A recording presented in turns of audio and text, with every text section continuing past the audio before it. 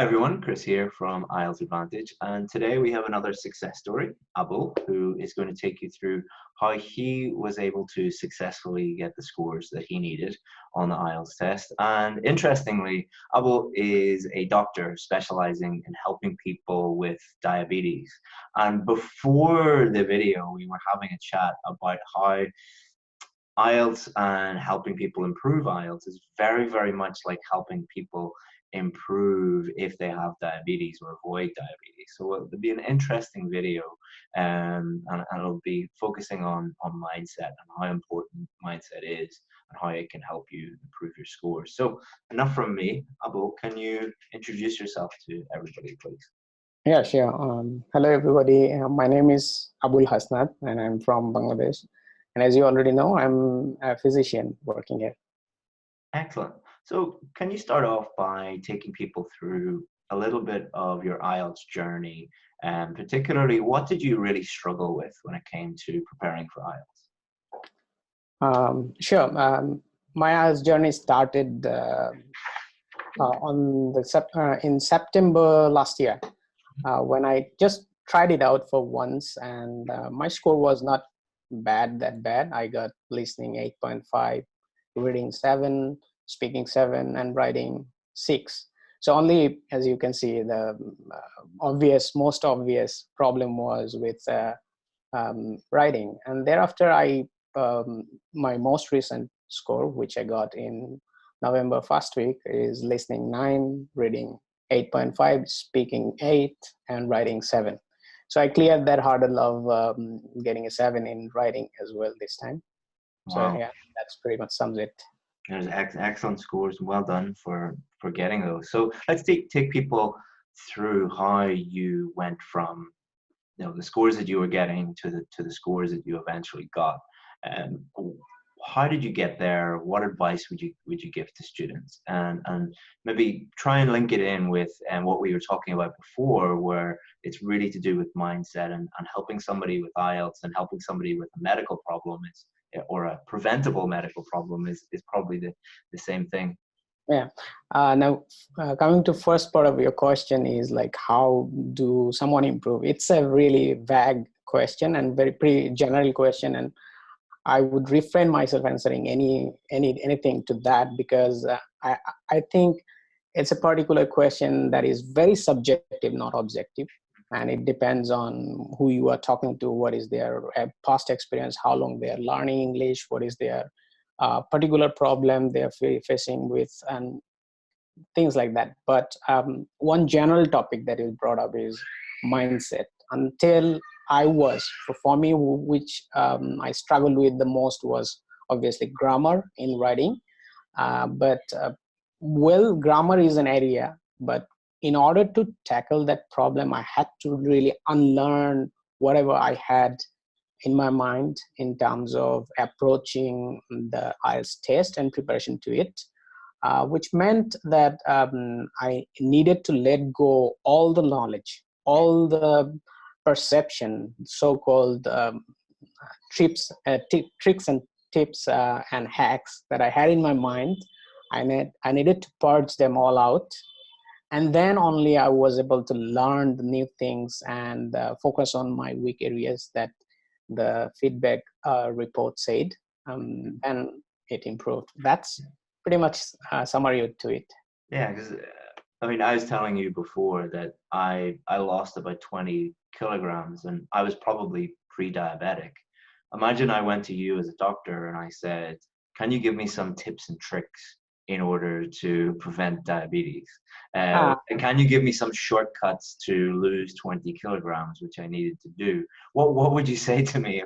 And don't try and be a polite doctor, just tell me directly what you would say.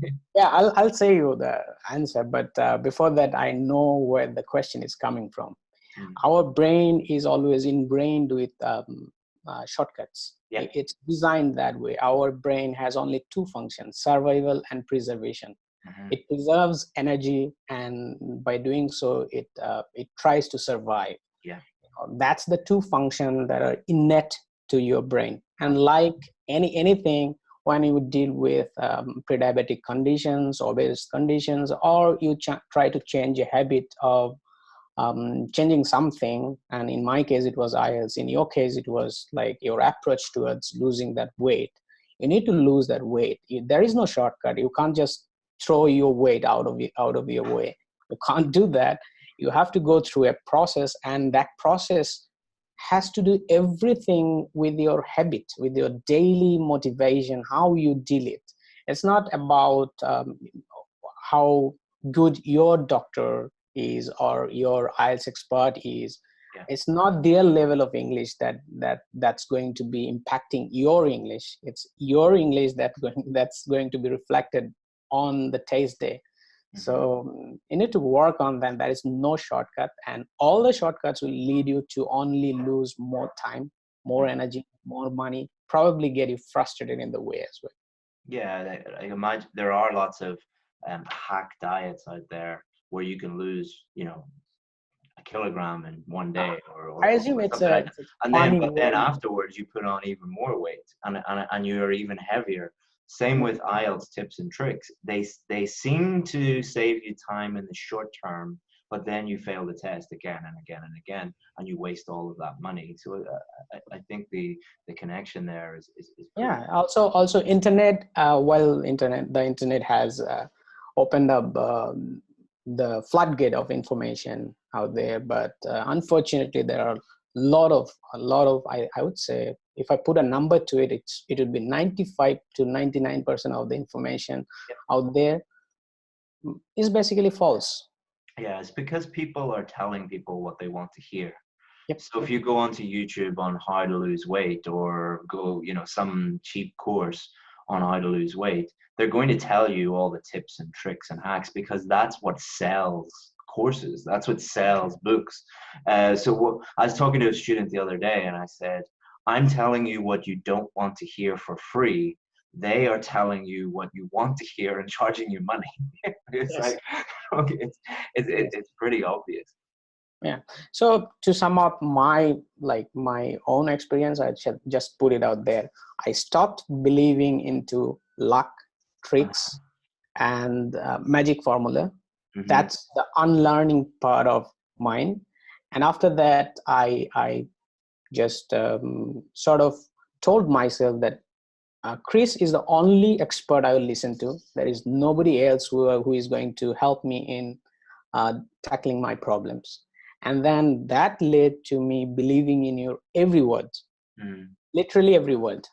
I mean, so that was really a pivotal or turning point that I did. And after that, my weak areas in grammar, which were specifically the problems with articles, nouns, punctuations, prepositions, and another big area was picking up wrong word choice. The colloquial problems were there. So these areas really dramatically improved, and I think it was like 2 weeks where I intensively worked on my weak points. I was analyzing all the feedback reports that I said, and my grammar score as well as all other score jumped up. In fact, one of my last essay corrections got 8 from Jason that corrected it.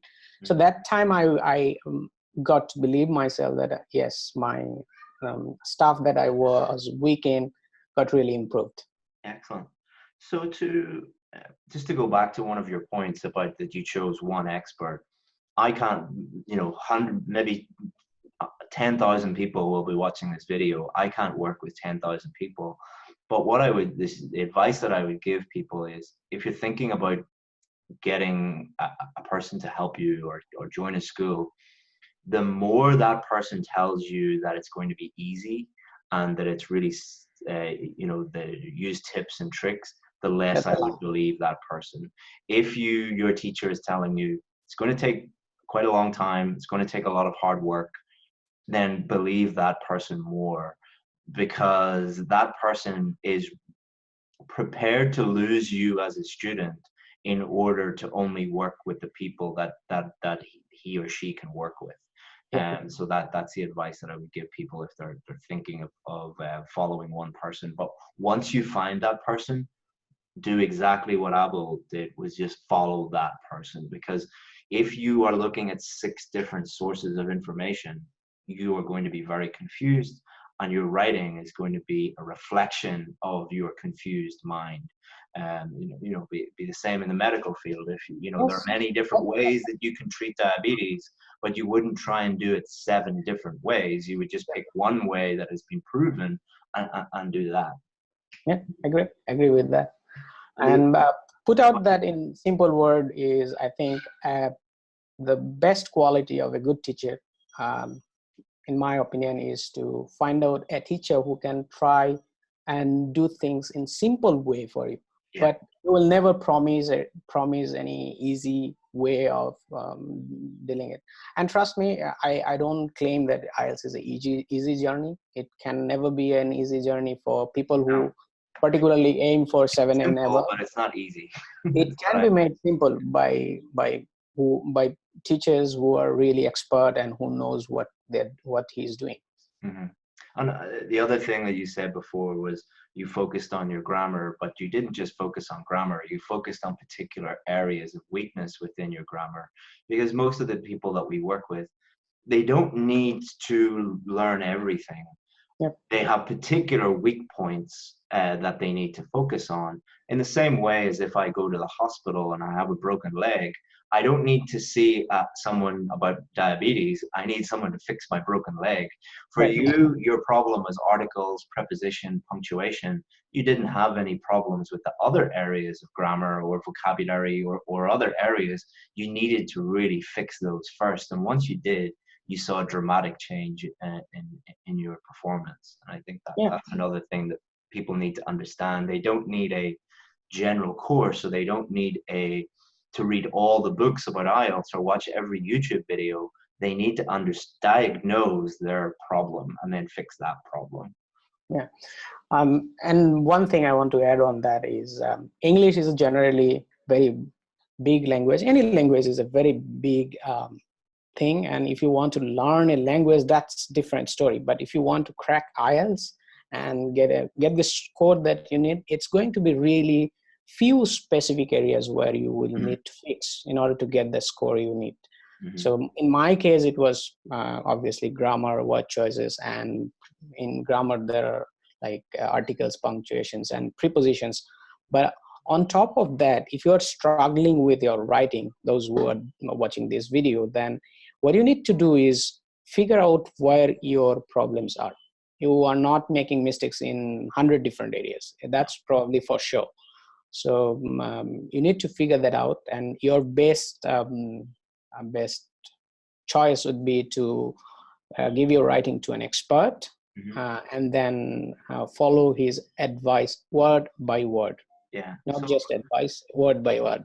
So my son, if he had symptoms of diabetes, would I just bring him to some person who had never gone to medical school before but calls himself an expert? No, never. I would bring him to someone like you, Yeah. who has gone through medical school, has specialized in diabetes, has, years and years and years of proven results of helping people, because you will be able to identify and fix the problem immediately because of all those years of experience. Whereas, there could be some people in my local area that say, oh, I can fix diabetes by eating this secret plant, or, someone who believes in alternative medicine or something like that. Yeah.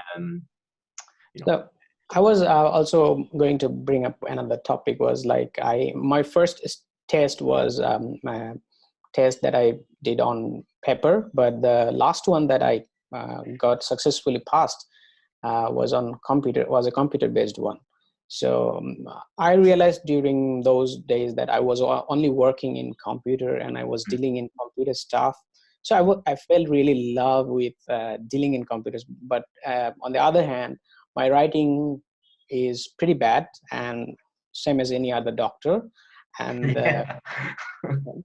and I could really barely get those words. So if you are someone who is really comfortable in dealing computer, then go for that test, because a lot of the things in computer-based test I find easy, but that's just my personal observation. I know the taste has nothing to do with it, but my overall experience was better. Yeah, I think, you know, whether you use one of these or one of these, it's what in here that Yep. what's in here that really matters, and your writing skill and your English level. But for some people, like doctors especially, who in general their handwriting is not great, and they're used to typing it all day on their keyboard. Sometimes that can make it much easier. Yes. But it won't mean the difference between like a band 6 and a band 7. No. But it can just Okay.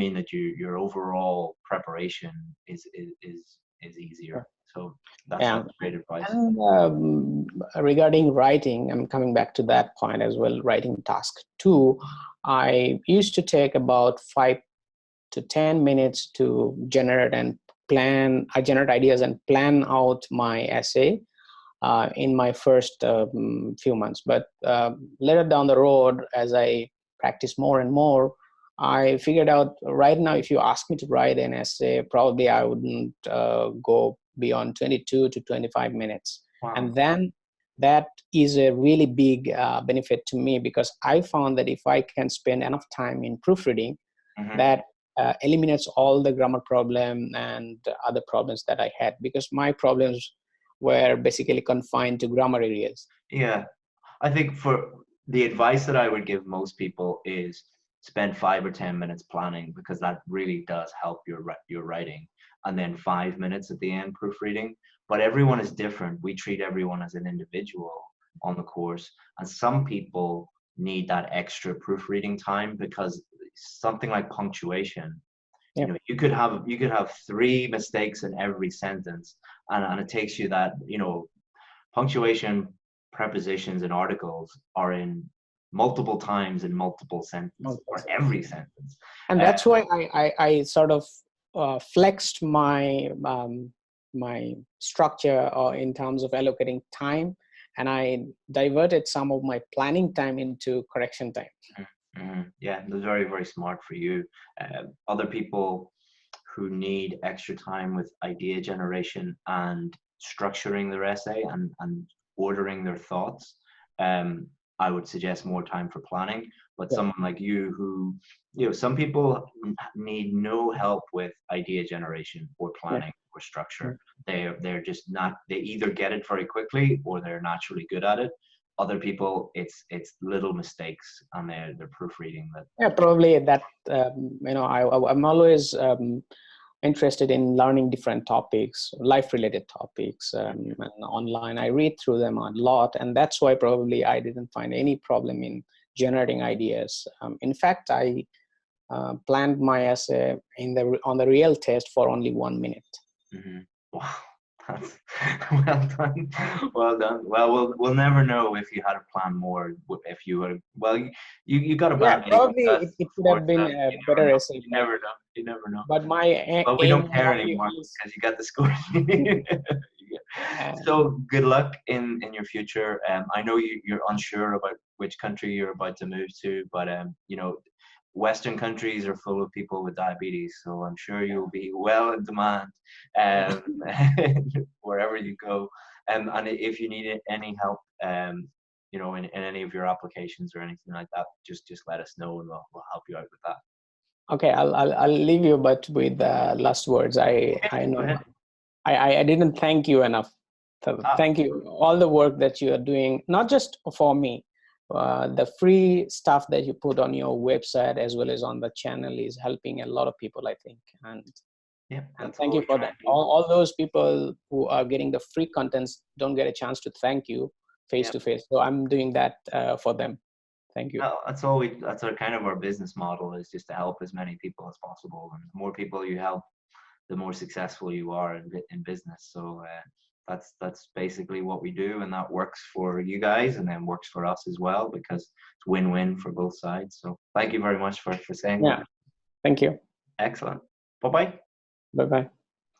Hey, Chris here again. Hopefully you enjoyed that success story video. That student was part of our IELTS VIP course, and on that course we show students exactly where they're going wrong and exactly what to do to get the score that they need. And we give them all the help and support that they need in order to get a 7, 8, or even 9 in their IELTS test. Now, we only work with a really, really small number of students. Because of the level of help and feedback and support that we give students, we can only work with a very, very small number of them. But we also have more success stories than any other online or offline course in the world, which has created a huge amount of demand for our course. So we're the only course in the world, I believe, that has a very, very, very long waiting list. If you want to join that waiting list, all you have to do is just click here and you'll be able to add your name, add your email address, and then when one of our students becomes successful and leaves the course, the next position can be for you. Hopefully see you in there. Bye-bye.